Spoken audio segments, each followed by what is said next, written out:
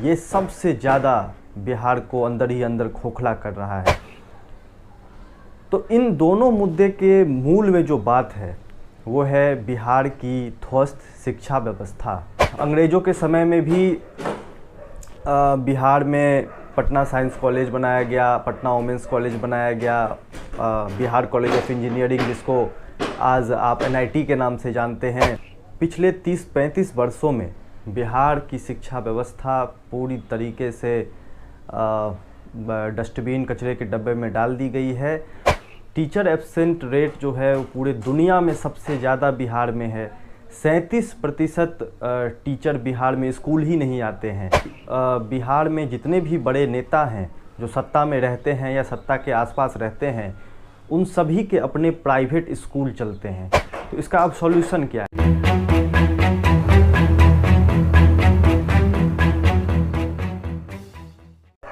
जय बिहार, मैं अभिषेक नरेंद्र सिंह। आप सब जानते हैं कि जन सुराज पदयात्रा पिछले वर्ष 2 अक्टूबर से गांधी आश्रम बितिहरवा से शुरू हुई थी और पूरे बिहार चलने का प्रशांत किशोर जी ने संकल्प लिया है। अब इस पदयात्रा में अभी हम लोग 8 महीने चले हैं। बिहार के करीब 3500 किलोमीटर, 2200 से ज़्यादा गांव हम लोगों ने देखा है और बिहार की जो ज़मीनी स्थिति है उसे जानने का, समझने का प्रयास किया है। जो सबसे भयावह स्थिति हम लोगों ने देखी है और जो सबसे ज़्यादा उभर कर जो बातें सामने आई है, उसमें से 2 बातें बहुत महत्वपूर्ण हैं।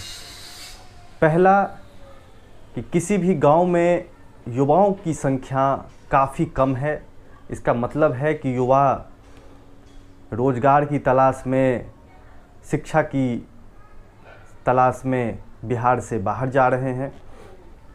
और दूसरा, किसानों की समस्या बहुत ही ज़्यादा है, किसान बहुत ही ज़्यादा परेशान हैं। लेकिन जो मूल में जो बात है बेरोज़गारी और पलायन, ये सबसे ज़्यादा बिहार को अंदर ही अंदर खोखला कर रहा है। बेरोज़गारी और पलायन, ये दोनों मुद्दे एक दूसरे से जुड़े हुए हैं। बेरोज़गारी है, इसीलिए लोग नौकरी की तलाश में, बिहार के अंदर कोई काम नहीं है, बिहार के अंदर लोगों को रोज़गार के लिए पूंजी नहीं मिलता है, तो लोग काम की तलाश में बिहार से बाहर जाते हैं। और दूसरे लोग जिनके पास पूंजी है, जिनके पास पैसा है, वो लोग भी कहीं ना कहीं, जो संपन्न वर्ग के लोग हैं, वो लोग भी शिक्षा के लिए कम से कम बिहार से बाहर उनको जाना ही पड़ता है। तो एक भी ऐसा घर नहीं है जिसका कोई सदस्य बिहार से बाहर ना रह रहा हो, ये हम सबको देखने को मिला है।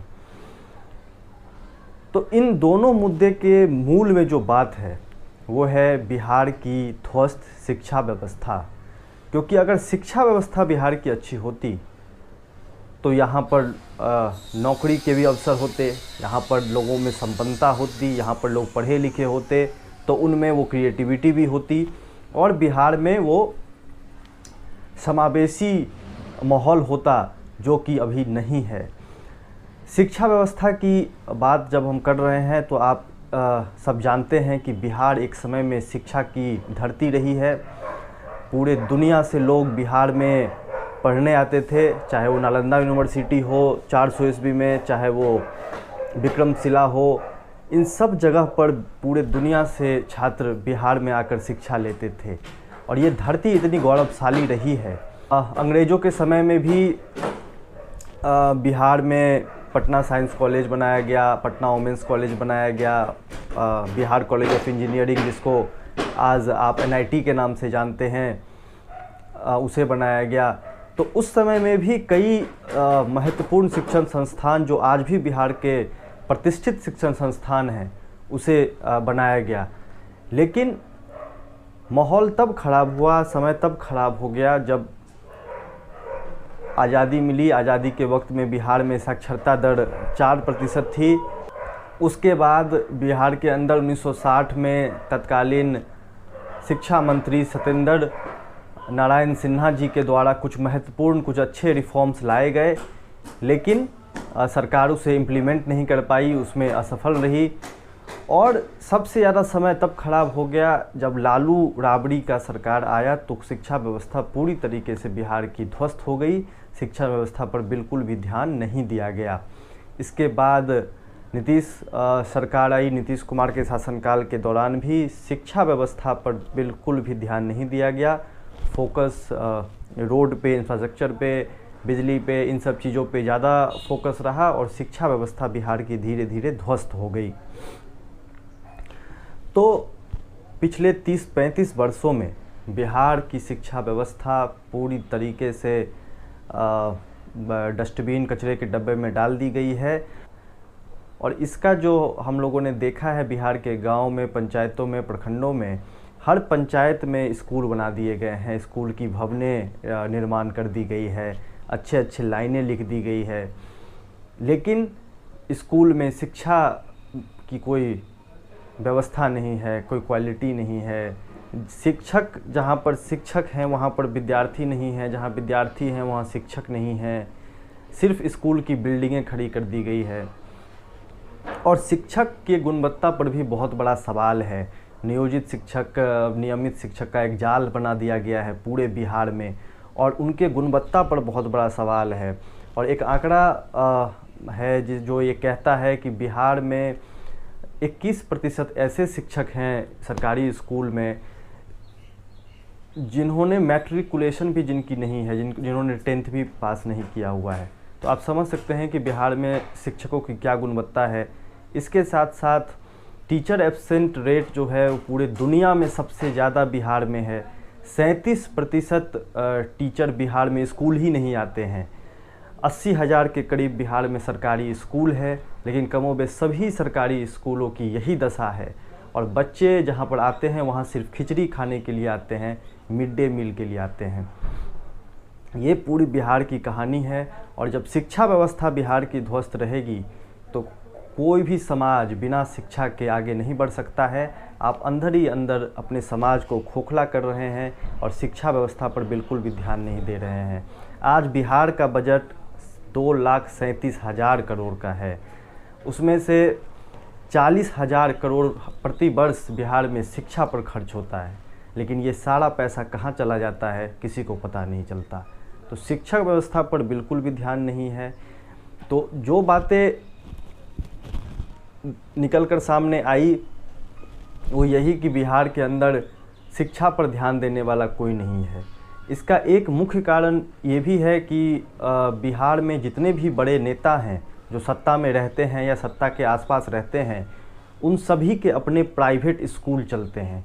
तो अगर उन्होंने सरकारी स्कूलों को बेहतर किया और अगर सरकारी स्कूलों को बेहतर करने की दिशा में प्रयास किया तो प्राइवेट स्कूलों की जो वैल्यू है वो कम होगी और लोग प्राइवेट स्कूल में ज़्यादा पैसे देकर अपने बच्चे को पढ़ाने के बजाय लोग सरकारी स्कूल में पढ़ाना प्रेफर करेंगे। इसीलिए सरकारी स्कूलों की स्थिति को दिन प्रतिदिन खराब किया जा रहा है। तो इसका अब सॉल्यूशन क्या है? तो बहुत सारी चीज़ें करने की ज़रूरत है, लेकिन एक जो चीज़ है आप सब ने देखा होगा कि नवोदय विद्यालय, नेतरहाट विद्यालय बिहार के अंदर एक प्रतिष्ठित संस्थान हुआ करते थे, जहाँ पर लोग अपने बच्चे को पढ़ाना चाहते थे, किसी तरीके से नेतरहाट में हो जाए, किसी तरीके से नवोदय में हो जाए, और वो बिहार में फिर से करने की ज़रूरत है। तो अगर आप आदरणीय प्रशांत किशोर जी के बातों को सुनेंगे कि शिक्षा को कैसे सुधारा जाए, तो उसमें से एक जो वो महत्वपूर्ण बात कहते हैं कि अगर हम सिर्फ बिहार के शिक्षा के बजट यानी 40,000 करोड़ के सिर्फ 1/3 यानी 15,000 करोड़ प्रतिवर्ष बिहार में नए शिक्षा व्यवस्था को बनाने में खर्च करें तो 2 से 3 साल के अंदर बिहार की शिक्षा व्यवस्था बिल्कुल ही बदल जाएगी।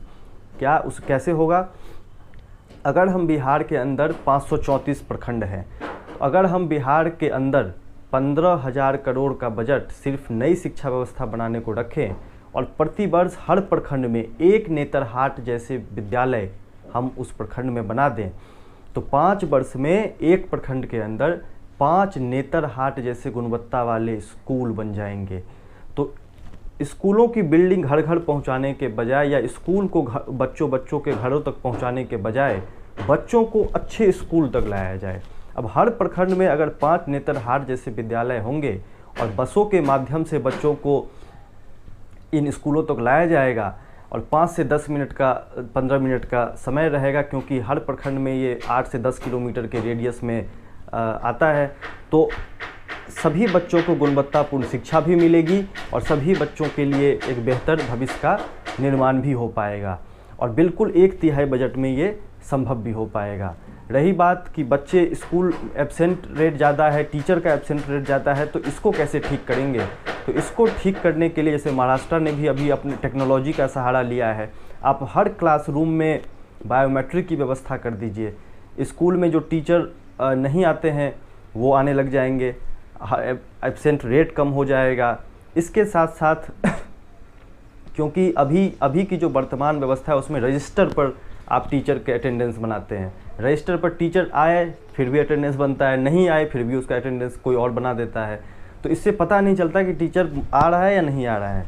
जब आप बायोमेट्रिक का इस्तेमाल करेंगे, टेक्नोलॉजी का इस्तेमाल करेंगे, तो टीचर को आना ही पड़ेगा, क्लासरूम में बैठना ही पड़ेगा, और उसके साथ साथ बच्चे भी क्लासरूम में आएंगे, क्योंकि उनकी भी अटेंडेंस बायोमेट्रिक के माध्यम से बनेगी। तो 2/3 से कम जिनकी उपस्थिति रहेगी उनको एग्ज़ाम में नहीं बैठने दिया जाए। तो इस तरीके से टेक्नोलॉजी का इस्तेमाल करके आप पूरी शिक्षा व्यवस्था को बदल सकते हैं, आप शिक्षा व्यवस्था को बिहार में बेहतर कर सकते हैं। लेकिन इसके लिए आपके पास संसाधन भी है, पैसा भी है, बजट भी है, अच्छे लोगों की कमी है जो सरकार में बैठे। सत्ता में बैठे हुए लोगों की नीयत सही नहीं है।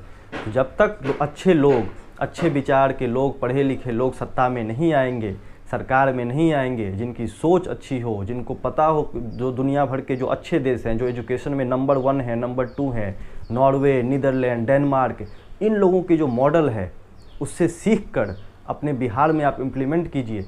अपने आप बिहार की शिक्षा व्यवस्था अच्छी होगी। जब शिक्षा व्यवस्था अच्छी होगी, लोगों के पास अच्छी शिक्षा होगी, तो लोगों के पास रोज़गार के अवसर होंगे, लोगों को नौकरी मिलेगी और उनका जीवन बेहतर होगा। तो ये शिक्षा व्यवस्था पर एक ओवरऑल जो पिछला जो वीडियो हमने बनाया था कि जन सुराज पदयात्रा से क्या मिला, क्या देखा, क्या सीखा, उसमें लोगों ने कहा कि शिक्षा व्यवस्था पर कैसे काम किया जा सकता है या क्या हकीकत है शिक्षा व्यवस्था की। तो मुझे लगा कि इस पर एक वीडियो बनाया जाए। और भी जो समस्याएं हैं बिहार के अंदर, जैसे किसानों की समस्या है, बेरोजगारी है, जो केंद्र सरकार की योजनाएं हैं, राज्य सरकार की योजनाएं हैं, इन सब पर भी एक अलग अलग डिटेल ओवरव्यू एक मैं बताऊंगा आप सभी को। और इसी तरीके से आप लोग जुड़े रहिए, अपनी प्रतिक्रिया आप लोग कमेंट बॉक्स में देते भी रहिए, ताकि हमें भी पता चले कि आप लोग क्या सोचते हैं, और उस पर भी हम अपनी प्रतिक्रिया देंगे। आप सभी जुड़े हैं, इसके लिए आप सभी का बहुत बहुत धन्यवाद। जय हिंद, जय बिहार।